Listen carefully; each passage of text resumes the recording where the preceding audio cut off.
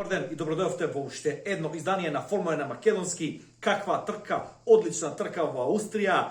Макс Верстапен нова победа, полека го превзема приматот во шампионатот. Следна трка е Силверстоун, домашна трка на Луис Хамилтон. Па се надеваме на некој камбек на Луис Хамилтон, бидејќи, како што сум напоменал, многу пати сакаме тесна трка за титулата до самиот крај. Не би сакал ни Хамилтон да доминира, не би сакал ни Верстапен да доминира, меѓутоа за промена добро е, имаме серија на победи на Red Bull.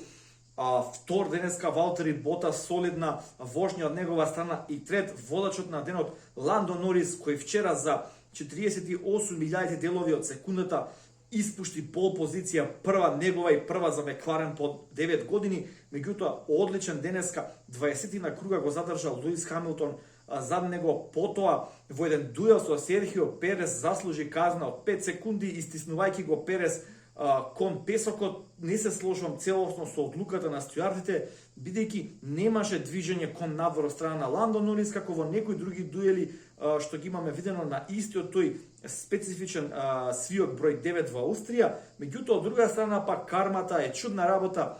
Серхио Перес 2 секунди, 2 казни по 5 секунди заработи во дуелот со Чарлс Леклерк, кој на два пати се обиде да го престигне Перес, меѓутоа Перес би рекол далеку поагресивно делуваше кон Чарлс Леклерк ако споредиме во однос на Ландо Норис, но тоа е што е една одлична, интересна трка со многу дуели. На крај видовме судар помеѓу Кими Реконен и Себастијан Фетел. Тоа режисерот воопшто го немаше пратено во преносот, меѓутоа откако Макс Верстапен убедливо, без никакви проблеми ја заврши оваа трка и дојде до нова победа и најбрз круг, потоа добивме една интересна, би рекол, повторена снимка.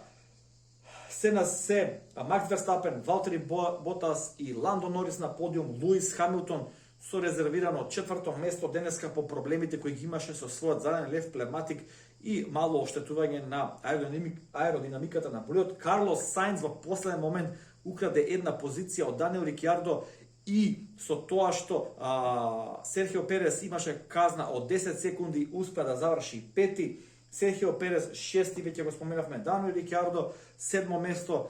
Мислам дека го излече максимумот, се уште не може да најде својата форма во Мекларен, се надеваме дека тоа набрзо ќе се смени. Леклерк осми покрај сите проблеми и два пати и двете излетувања во дуелите со Перес.